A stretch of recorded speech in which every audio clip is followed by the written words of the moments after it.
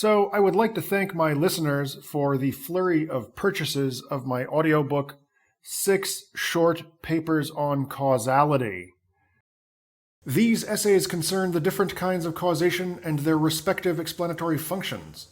More precisely, the following topics are covered: the relationship between causation and prediction, between causation and explanation, and between prediction and explanation; the nature of program explanation, as well as its explanatory virtues; the relationship between causal statements and counterfactual statements, between counterfactual statements and predictions, and between counterfactual statements and explanations; the nature of singular causation, and the reasons why the existence of singular causation must be granted; the nature of natural law; and finally, the nature of the different kinds of causation that are involved in the development of mental illness.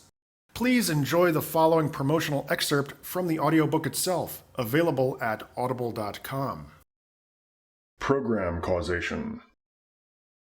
E1 is the efficient cause of E2, if E1 is what makes E2 happen.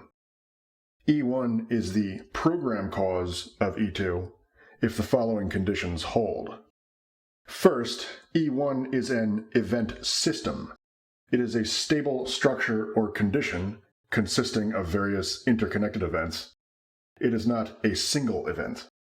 Second, supposing that E3 is the efficient cause of E2, E3 is one of E1's component events.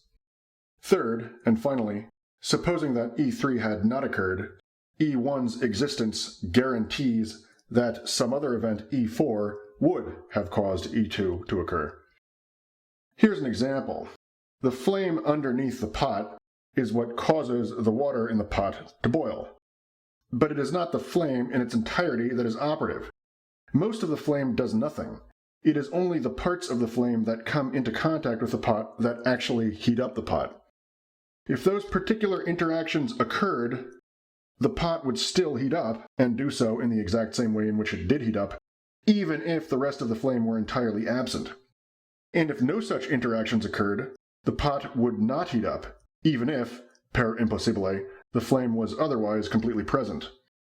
Nonetheless, in almost all contexts, the right answer to the question, what caused the pot to heat up, is the flame underneath the pot, or is, in any case, some other statement that describes a program cause as opposed to a bona fide efficient cause. The reason is that because the flame was present, it was inevitable that interactions of the just described kind would occur. Whenever we talk about causes, we are really talking about program causes.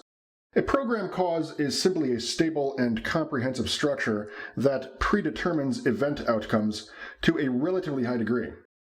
If Smith works at a bank, his behavior is, at least to that extent, highly predictable, since it is determined by the bank's organizational structure and not by his psychological peculiarities. But if Smith is not part of an organization, those idiosyncrasies on his part do determine what he does, and his behavior is correspondingly unpredictable. Program causes therefore minimize the extent to which event outcomes are determined by random facts about conditions internal to, or in the immediate vicinity of, the events in question. Therefore, to the extent that events have program causes, future events are predictable and past events are explainable.